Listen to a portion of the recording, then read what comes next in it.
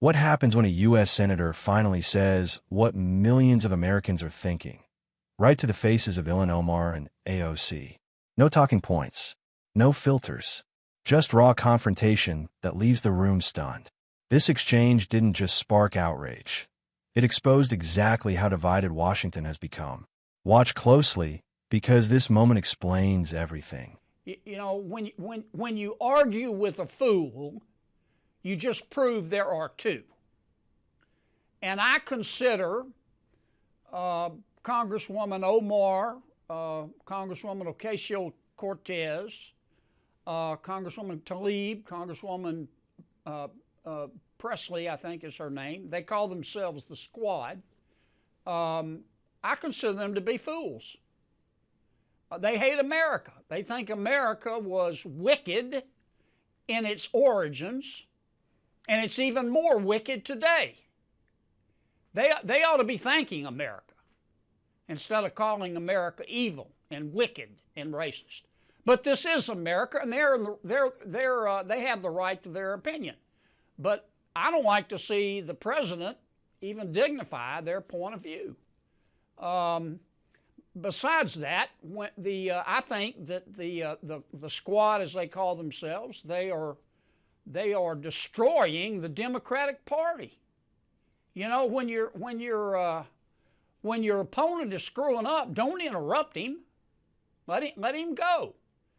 I mean, just looking at this from a political standpoint, if I didn't know better, I would think the members of the Squad were GOP plants.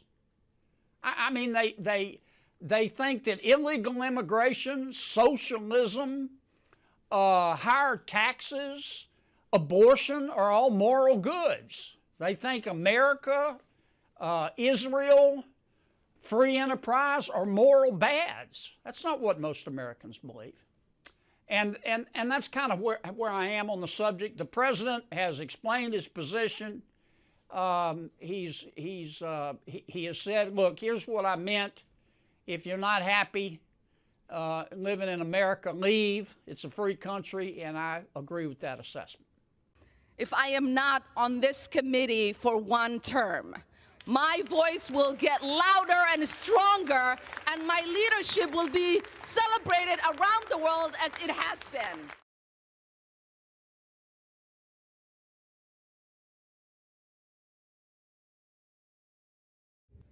Today's resolution, as it relates to Representative Omar, details 6 statements she made as a sitting member of Congress that under the totality of the circumstances disqualify her from serving on the Committee on Foreign Affairs.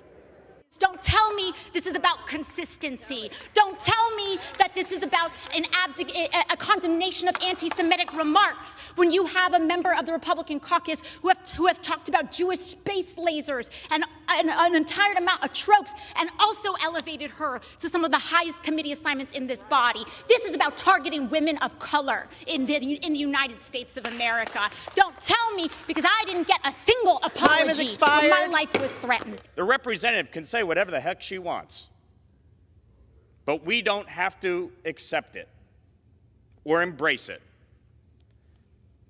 Individuals who hold such hateful views should rightly be barred from that type of committee. This institution is better because of her leadership, and the Foreign Affairs Committee benefits from her perspective. So let's talk about what's really happening. Republicans are waging a blatantly Islamophobic and racist attack on Congresswoman Omar. And I've said it before, I will say it again. The white supremacy happening is unbelievable. This is despicable. We're not removing her from other committees. We just do not believe when it comes to foreign affairs, especially the responsibility of that position around the world with the comments that you make. She shouldn't serve there. The gentlewoman is recognized. Washington hearings are usually predictable. Politicians talk in circles, cameras roll, and nothing changes. But this time was different. When Senator Kennedy leaned into the mic, nobody expected what came next. No soft language. No political theater, just a blunt message that instantly lit up the room and the internet. Ilhan Omar and AOC sat stone-faced as Kennedy cut straight through the progressive talking points. He didn't argue policy jargon. He challenged ideology. And that's what made this clash so explosive. Kennedy's message was simple. If you fundamentally despise the country you're sworn to serve, why should Americans take you seriously as a leader? That single question hit harder than any scripted debate. The reaction was immediate. Supporters cheered the honesty. Critics called it dangerous rhetoric. But neither side could ignore it. AOC attempted to fire back with her usual framing: moral outrage, emotional appeal, and accusations of intolerance. But the moment had already slipped away. The clip wasn't about clever rebuttals anymore. It was about authenticity versus performance. Ilhan Omar stayed quieter, but her presence alone fueled the controversy. For many voters, this wasn't just about one exchange. It was about years of frustration boiling over in 30 seconds. And that's why this moment matters. Not because it was polite, not because it was bipartisan, but because it revealed how disconnected Washington elites are from everyday Americans who feel ignored, lectured, and dismissed. This wasn't a Senate hearing anymore. It was a cultural flashpoint. And judging by the millions of views, comments, and shares, this conversation is far from over.